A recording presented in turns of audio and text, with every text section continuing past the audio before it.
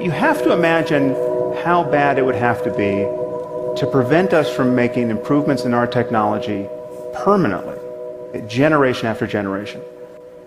So the only alternative is that we continue to improve our intelligent machines year after year after year. And at a certain point, we will build machines that are smarter than we are. And once we have machines that are smarter than we are, they will begin to improve themselves.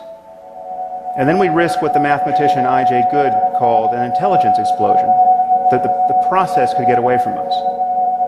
We will build machines that are so much more competent than we are that the slightest divergence between their goals and our own could destroy us. Just think about how we relate to ants. Okay, we don't hate them. We don't go out of our way to harm them. In fact, sometimes we take pains not to harm them. We step over them on the sidewalk.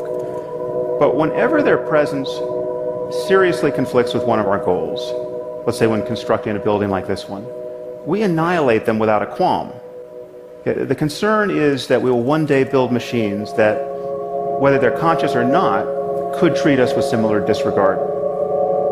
We don't stand on a peak of intelligence, or anywhere near it, likely. And this really is the crucial insight. This is what makes our situation so precarious.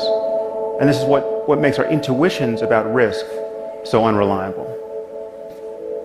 And if we build machines that are more intelligent than we are, they will very likely explore the spectrum in ways that we can't imagine, and exceed us in ways that we can't imagine. And it's important to recognize that this is true by virtue of speed alone, right? So imagine we just built a super intelligent AI, right, that was no smarter than your average team of researchers at Stanford or at MIT. Well, electronic circuits function about 1 million times faster than biochemical ones. Okay, so this machine should think about 1 million times faster than the minds that built it. So you set it running for a week, and it will perform 20,000 years of human-level intellectual work, week after week after week. How could we even understand, much less constrain, a mind making this sort of progress?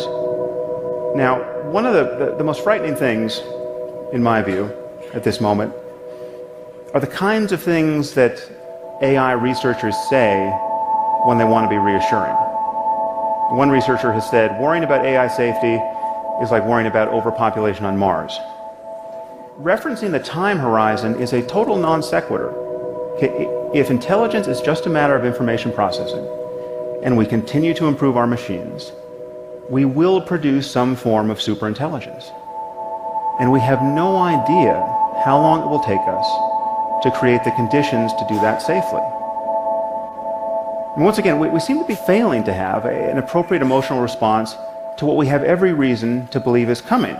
The computer scientist Stuart Russell has a nice analogy here. He said, imagine that we received a message from an alien civilization, which read, "People of Earth, we will arrive on your planet in 50 years. Get ready." And now we're just counting down the months until the mothership lands. Okay. We would feel a little more urgency than we do. Another reason we're told not to worry is that these machines can't help but share our values because they will be literally extensions of ourselves. They'll be grafted onto our brains and will essentially become their limbic systems.